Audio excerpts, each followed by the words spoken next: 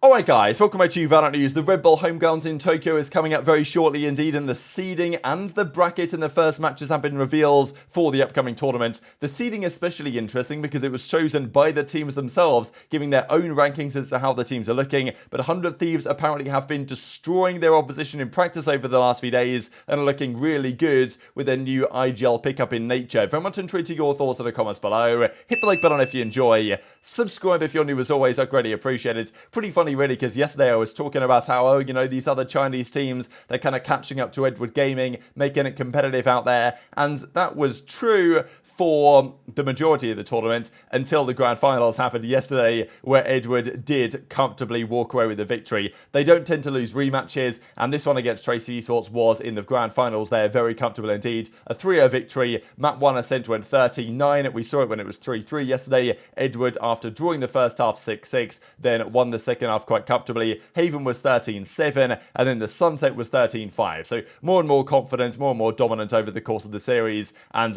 nobody Kang, Smokey, Chichu had some highlights as well, obviously Aldong. They came to play in the finals, got their revenge for losing to Trace Esports earlier in the tournament, but nonetheless, I still think the point stands, that regardless of the fact that Edward Gaming won this tournament relatively comfortably in the end, at least in the grand finals, they did go down to losers at some point. There are other teams being more competitive, I think, with Edward than they previously were, and we know how good Edward were internationally last year relative to some of the other teams. I think there's a good chance that as the course of this season goes on, some of these other teams outside of Edward are going to be really good. And of course, we'll see one of these teams, in addition to Edward, you would think, at Masters Madrid. Edward, you'd think, will be, as the best team in China, good enough to qualify, but one other team will qualify as well. So that international experience, as it was for Edward before, will be massive, but for now they still prove they are the top dogs to beat in that region. Now there's plenty of tournaments coming up in the near future that we're finally going to be able to get to see some of these rosters and how they are performing. Of course, we're going to discuss Red Bull Homegrounds here in a second in Tokyo, but also there is Riot Games 1 that is being hosted in the early part of December.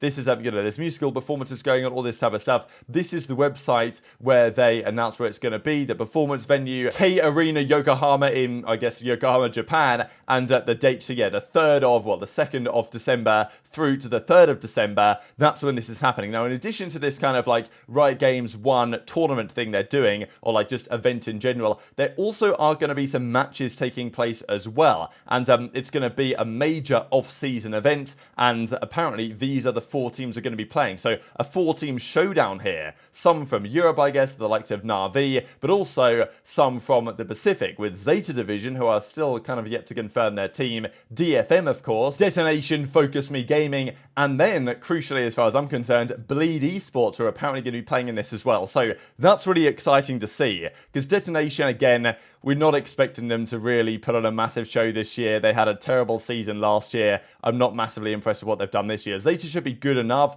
Na'Vi, of course, with Artist back in the team is going to be interesting, but this is a tournament where we'll see how good Bleed are, because if Bleed were to come in here to this 4-team showdown with their new roster, of course, they came up from Ascension last year, they've signed Yay, they've got Scary, they've got good players, no doubt, and they are intending to be good enough to qualify for international events. I think that's probably their first goal. Ye said this as well.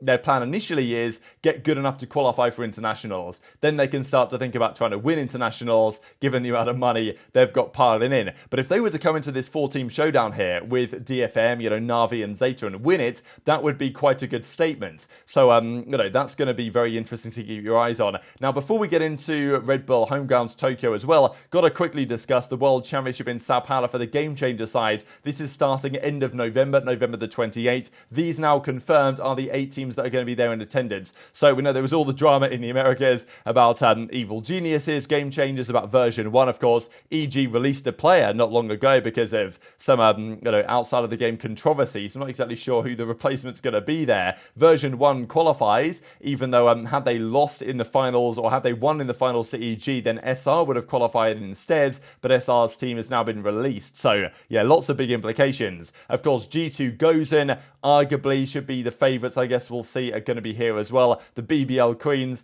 Team Liquid Brazil, Crew Blaze, Team SMG Game Changers, and also Edward Gaming's female team also qualified over the last couple of days from the East Asian region. So these are the 8 teams there. November the 28th is the start date. But this is how things are looking at the Red Bull home ground. So it was last year, I think it was early December maybe in Manchester in the UK when the Red Bull home grounds was going on, and they are now doing it, of course, out in Tokyo for the new season. This is the bracket and the seedings they've come up with here for the tournament. These are quite fascinating, actually, just because I believe the seeding was done by the teams. I'm pretty sure the teams voted on this. It's not been done based on how things look on paper or like last season's results. It is based on the teams' perceptions of each other to how the seeding has been done. So it makes sense that, of course, Fnatic are going to get the number 1 seed, DRX with the 2nd seed, Cloud9 with the 3rd seed, despite the fact that Whippy can't attend, so Curry is there instead. 100T Esports 4th, of course, with CNED recently announced to the team.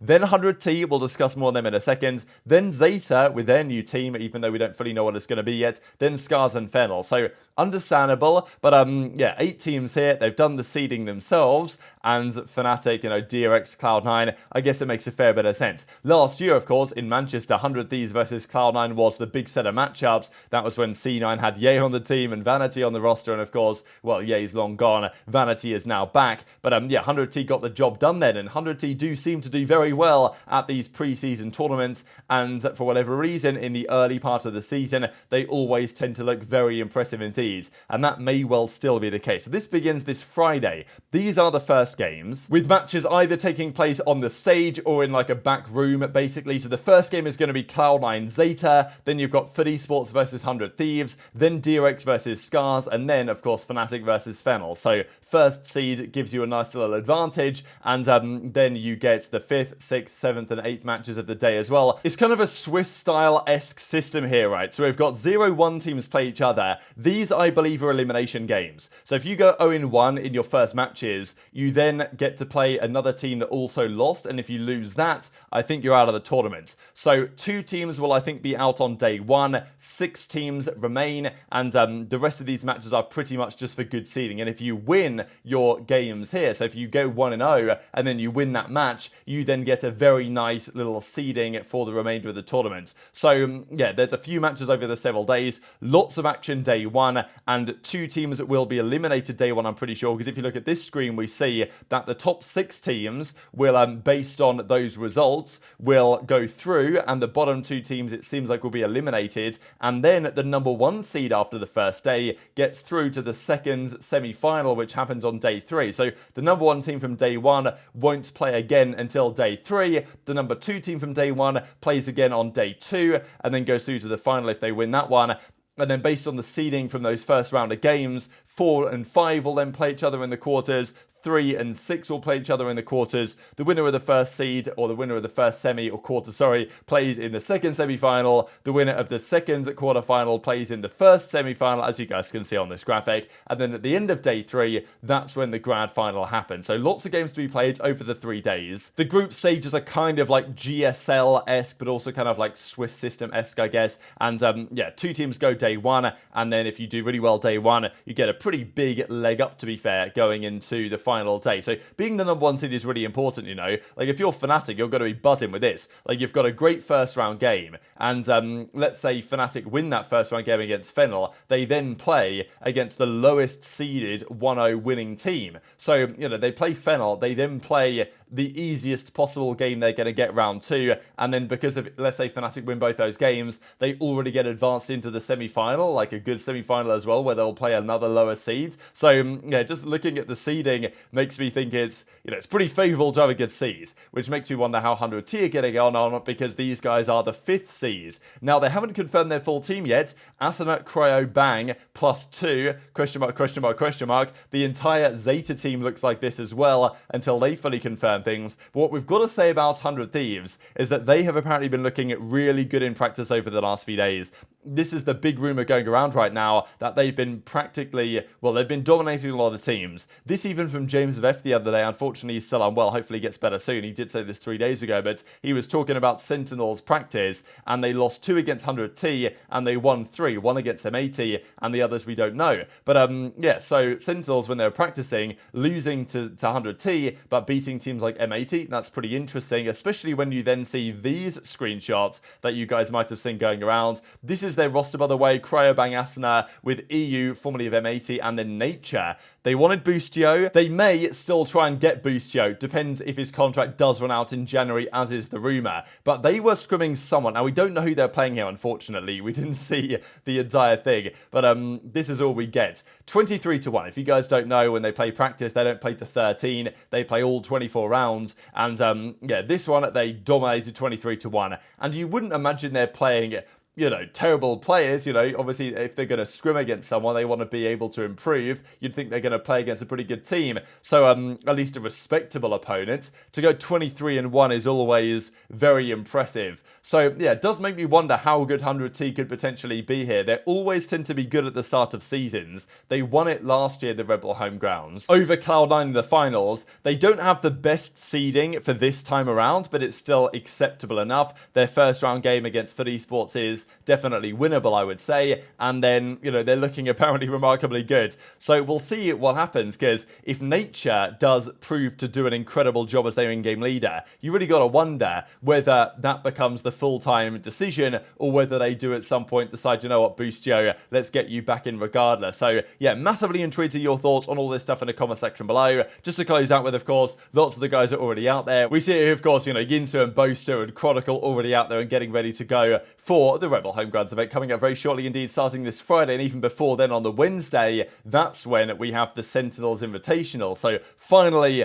we're starting to get some actual Valorant back in business here. But very much intrigued to your thoughts on all this stuff in the comments below. Hit the like button if you enjoyed, subscribe if you're new, take care, and I'll see you next time.